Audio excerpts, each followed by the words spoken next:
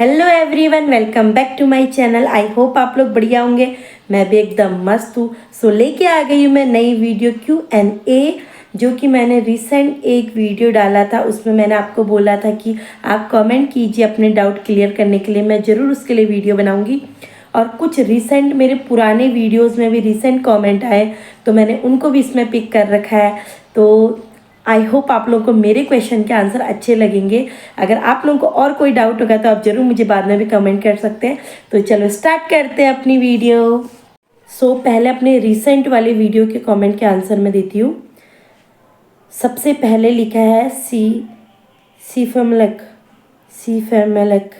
3209, कुछ ऐसे स्पेलिंग है, मैं मेंशन कर दूँगी, आप देखना।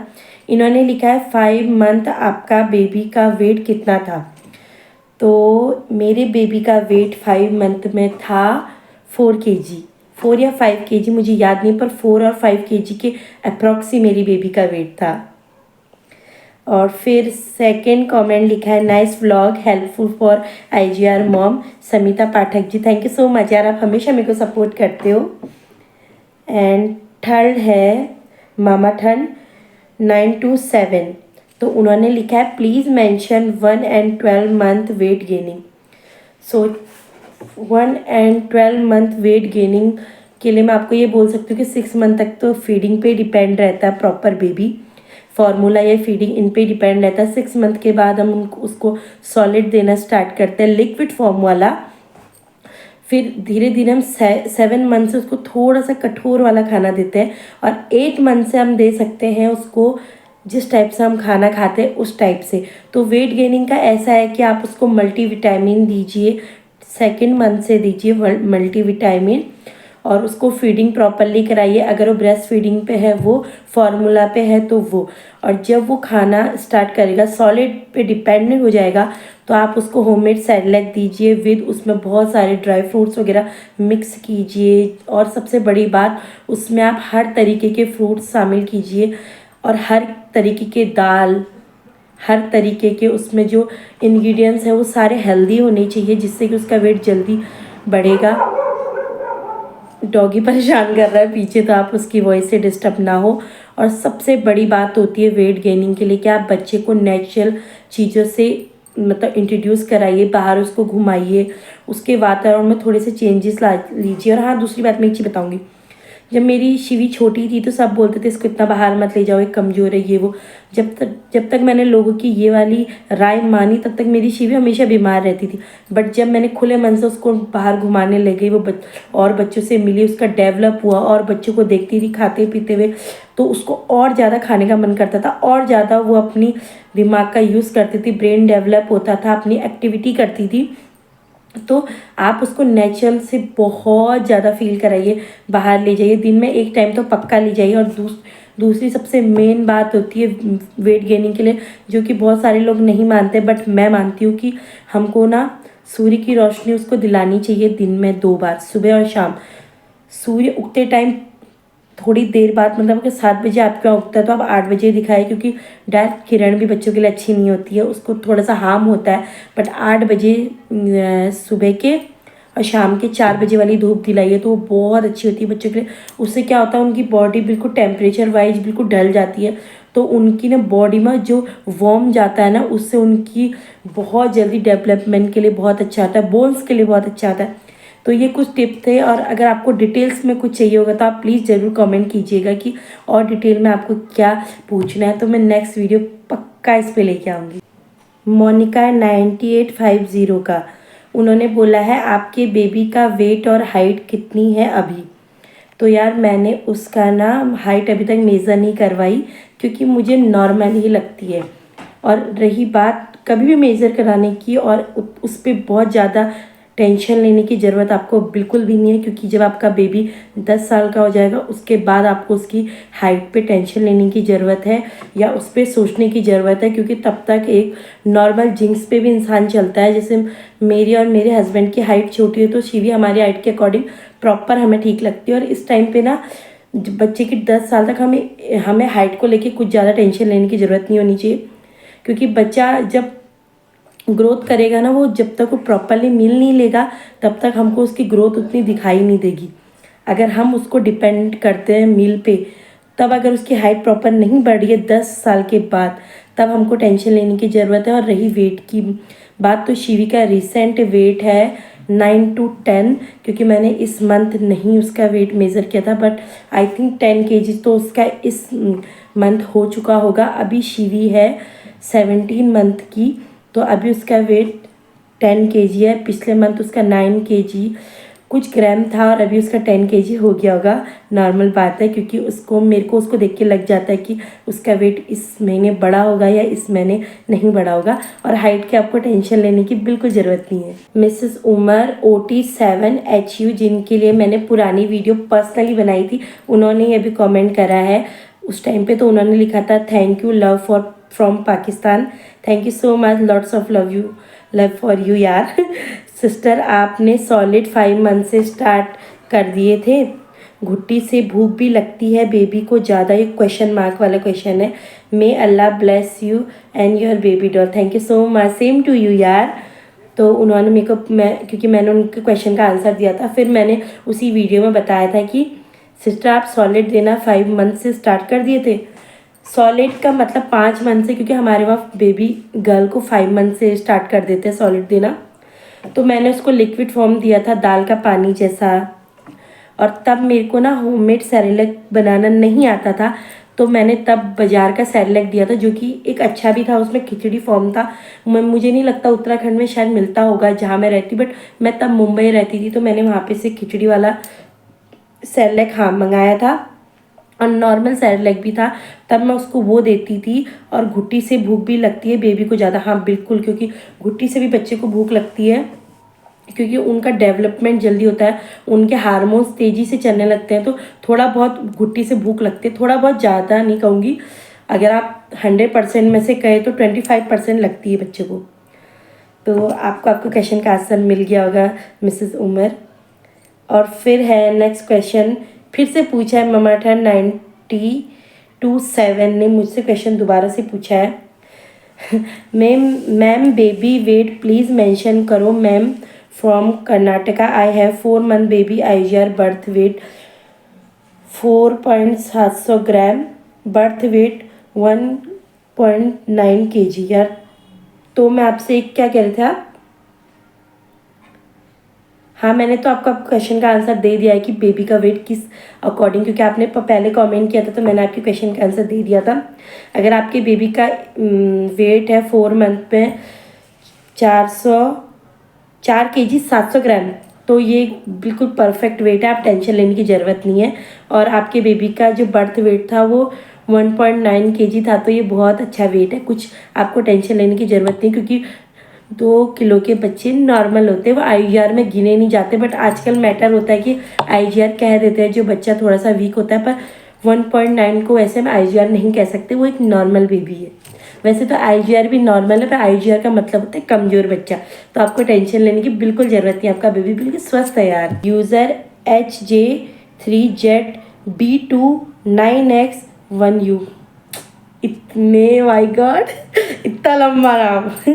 तो इन्होंने पूछा IGR बेबी नॉर्मल रहते हैं ना दीदी? हाँ जी सिस्टर, IGR बेबी नॉर्मल रहते हैं, जस्ट उनमें थोड़ी सी एक माइनस पॉइंट नॉर्मल बेबी से ये रहता है कि उनका वेट कम रहता है, और 95% IGR बेबी डॉक्टर उसको प्रेस्क्राइब करते हैं जो कि अपने टाइम से पहले होते हैं। तो जो अपने टाइम से पहले होते हैं उनको आजकल के मेडिकल साइंस में IGR नाम दिया गया है। तो IGR बेबी नॉर्मल ही होते हैं, आपको टेंशन लेने की कोई भी ज़रूरत नहीं है।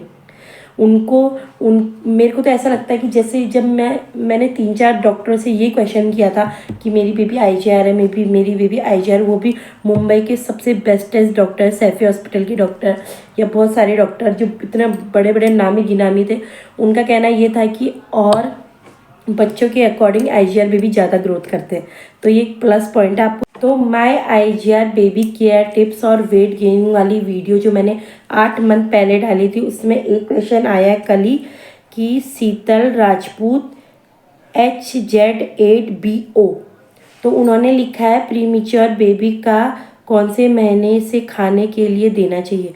तो नॉर्मल आप जिस महीने से आपके रिचुअल में देते हैं आप उसी महीने से उसको दीजिए, क्योंकि अगर तब तक आप उसको फीडिंग पे डिपेंड करना चाहते हो तो ये भी बहुत बेस्ट तरीका है। और डिपेंड हमको अपने रिचुअल के अकॉर्डिंग ही जाना चाहिए। रिचुअल के अकॉर्डिंग भी वो बिल्कुल बेस्ट टाइम रहता है, और साइंस के अकॉर्डिंग भी कि हमारे वहाँ जैसे हमारे वहाँ मानते हैं कि लड़की को 5 मंथ से और लड़के को 6 मंथ से, तो आप अपने अकॉर्डिंग ही दीजिए। बट उस टाइम पे आप उसको बहुत अच्छी मील दीजिए ताकि उसकी ग्रोथ जल्दी हो जाए, क्योंकि प्री मैच्योर बेबी के लिए मील ज़्यादा ज़रूरी होता है अकॉर्डिंग टू और चीज़ों से। जैसे बहुत सारे लोग कहते हैं कि दाल का पानी दो, मैं मानती हूँ बहुत इंपॉर्टेंट होता है, पर अगर हम उसमें और बहुत सारी चीज़ें ड्राई फ्रूट वगैरह मिक्स करेंगे तो प्री मैच्योर का वेट बहुत जल्दी बढ़ता है, बहुत जल्दी। ओमिका हरजाई 2647 उन्होंने लिखा, हाय दीपा, आपकी वीडियो बहुत अच्छी है, बहुत खुशी होती है देख के। आपको एक बात पूछनी थी, शिवी का वेट कितना था 11th मंथ में? मेरी बेटी भी IGR थी, 2 kg बर्थ वेट था, बट अभी उसका वेट 6.1 kg है और वो 11 मंथ की है। समझ नहीं आ रहा कि क्या करूँ उसका वेट बढ़ाने के लिए।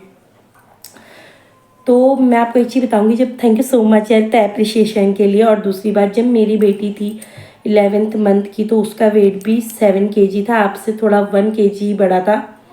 बट मैं इतना टेंशन तब नहीं ले रही थी क्योंकि मेरे को सबसे बड़ी बात मैं बताती हूँ मैं अपने अकॉर्डिंग, कि जब तक आपका बेबी बहुत अच्छे से एक्टिविटी कर रहा है, फीडिंग प्रॉपरली ले रहा है, और उसकी उसकी जो वो है डाइजेस्टिव सिस्टम बिल्कुल ठीक है, उसको टॉयलेट बराबर हो रहे हैं, उसको वॉशरूम पॉटी बराबर हो रही है, तो इसका मतलब आपका बेबी हेल्दी है।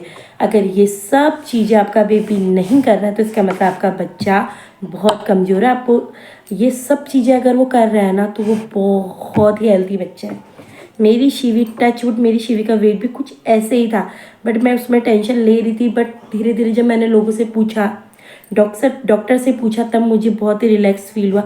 आप उसके वेट बढ़ाने के लिए मैंने इससे पहले कमेंट में बता दिया कि आप क्या क्या कीजिए, तो आप वही चीज़ें कीजिए। उसके मील पे ध्यान दीजिए, उसको प्रॉपर खाना खिलाइए। अगर वो खाना नहीं खाता है तो उसको प्रॉपर आप जो चीज़ें उसको पसंद है उसकी टेस्ट के अकॉर्डिंग जाइए। अगर फिर भी आपको कोई प्रॉब्लम आ रही तो मुझे कमेंट कीजिए। मैंने अब यही नए साल में ये चीज़ सोची है कि मैं कमेंट पे ही वीडियो बनाया करूँगी आंसर पे, ताकि लोगों को भी ज़्यादा समझने में आसानी हो और मुझे भी पता चले कि मेरी तरह कौन से रिलेटेबल लोग हैं जो कि मेरी ही स्थिति से जूझ रहे हैं। तो आपको टेंशन लेने की कुछ ज़रूरत नहीं है। हाँ, मुझे पता है मेंटल लेवल बहुत ही ज़्यादा ख़राब होता है ऐसे स्टेज में। @ans01019 5 days अगो ही इन्होंने कमेंट किया है, हेलो मैम, मेरा 20th वीक में 8 AFI है, क्या मेरा ऑटोमेटिक फ्लूइड बढ़ सकता है? जी ऑफकोर्स बढ़ सकता है, क्योंकि मैंने प्रेगनेंसी के टाइम पे इस पर बहुत सारे रिसर्च करे थे। तो आपको उसके लिए अपने खाने पे बहुत ध्यान देना पड़ेगा। आपको जिन तत्वों, जिन पदार्थों, जिन भी जो खाने वाली चीज़ें जिसमें पानी की मात्रा ज़्यादा हो वो चीज़ें खाओ, जैसे वाटरमेलन, नींबू का सेवन करो, लौकी और नारियल पानी बेस्ट। आप ये सब चीज़ अगर दिन में इन 2 चीज़ों को भी खाएंगे ना, अपने मंथ में जितने मंथ आपको हैं, तो आपका ज़रूर ही ऑटोमेटिक बहुत ही फ्लूइड बढ़ेगा। तो आप इसमें टेंशन मत लीजिए, आप अपने खाने में ध्यान दीजिए, तो आपका अपने आप ऑटोमेटिक आपका पानी का स्तर आपके पेट में अपने आप बढ़ेगा। आप टेंशन मत लीजिए। रिफा चौधरी 9899 ने तो उन्होंने किया है, मेरे बेबी का वेट 1.7 kg है, डॉक्टर ने KMC थेरेपी के लिए बोला, लेकिन मैं नहीं दे रही हूँ, तो क्या सबसे इम्पॉर्टेंट है KMC थेरेपी देना? यार सबसे इम्पॉर्टेंट तो नहीं है, मतलब पर्सनली मेरे को इस चीज़ में नॉलेज है, क्योंकि जिस टाइम पे मैं प्राइवेट से गवर्नमेंट हॉस्पिटल में गई थी, शिवी को पीलिया हो गया था, तो मैंने इस पे बहुत सारे केस देखे। तो मैं आपको डायरेक्ट इससे बहुत पॉजिटिव मैं आपको बता सकती हूँ, बहुत श्योरली ये बात मैं बोल सकती हूँ आपको कि बहुत ज़्यादा ज़रूरी नहीं, अगर आप देना चाहें तो वो अच्छा है, बट जो मोस्ट इम्पॉर्टेंट नहीं है ये चीज़ KFC थेरेपी। सबसे पहले आपको बताती हूँ कि सबसे कौन सी थेरेपी है, मैं नाम भूल जाऊँगी। KMC थेरेपी सबसे इम्पॉर्टेंट है कि इसको जानना। KMC थेरेपी होती है बच्चे को जो भाप माँ के पेट में नहीं मिलती, वो भाप माँ बच्चे के पैदा होने के बाद उसको न्यूड होके अपनी यहाँ पे छाती पे लगा के देती है, उसको कहते हैं कंगारू थेरेपी हिंदी में। तो उसमें ना न्यूड होके बच्चे को माँ 1 या 2 घंटा बिल्कुल ऐसे रखती है ताकि उसको भाप, सीने की भाप माँ की बच्चे को मिले, जो कि उसको पेट में नहीं मिल पाई थी। और ये आपके बच्चे के लिए इम्पॉर्टेंट नहीं है ज़्यादा, मैं इसलिए कह रही हूँ क्योंकि आपका बच्चा 1.7 kg का है। ये ज़्यादातर इम्पॉर्टेंट होता है उन बच्चों के लिए जो 6 to 7 मंथ के बॉर्न हो जाते हैं, उनकी डिलीवरी, जिस माँ की डिलीवरी जल्दी हो जाती है उनके लिए बहुत ज़रूरी माना जाता है। जब मैं हॉस्पिटल में एडमिट थी तो वहाँ पे मेरे साथ 2-3 लेडीज़ थी जिनके 6 to 7 मंथ में बच्चे हुए थे। उन लोगों को कंगारू थेरेपी यानी KMC थेरेपी देने को बोला गया था, जिससे कि वो लोग पूरा न्यूड होकर बच्चे को यहाँ पे रखते थे और भाप दिलाते थे, क्योंकि माना जाता है कि NICU में बच्चे को 10 दिन रखना और माँ के पेट में 1 दिन बराबर है। तो सोचो कि माँ के पेट में कितनी एनर्जी बच्चे को मिलती है। तो वही देने के लिए वो लोग बाहर, बच्चा जब बहुत जल्दी पैदा हो जाता है तो कंगारू थेरेपी देते हैं। हाँ, कहीं कहीं ये माना जाता है कि IGR बेबी को भी आप दे सकते हो, बट मेरी खुद की बेबी इतने ही KG की हुई थी तो मैंने तो नहीं दिया, ना मुझे इतना ज़रूरी लगा, क्योंकि 1.7 kg नॉर्मल है। मेरी बच्ची भी सेम ग्रोथ की थी, सेम इतने ही ग्राम, इतने ही किलो की थी, तो मैंने तो नहीं दिया। अगर आप दोगे तो बेस्ट ही है, नहीं दोगे तो मोस्ट इम्पॉर्टेंट नहीं है। तो मेरे Q&A वीडियो की समाप्ति यहीं पे हो रही है। मैंने अपने रिसेंट वीडियो में बोला था आप लोगों को कि कमेंट करना, तो आप लोगों ने कमेंट किए थे, मैंने सारे के सारे आंसर आपको दिए। और अपने पुराने वीडियोस में भी जो रिसेंट क्वेश्चन थे जिनका आंसर मैंने नहीं दिया था, उनका भी मैंने आपको आंसर दिया। आई होप आप लोगों को क्वेश्चन का आंसर समझ में आया हो, और मेरी नॉलेज के हिसाब से मुझे जितना पता था मैंने आप लोगों को बताया।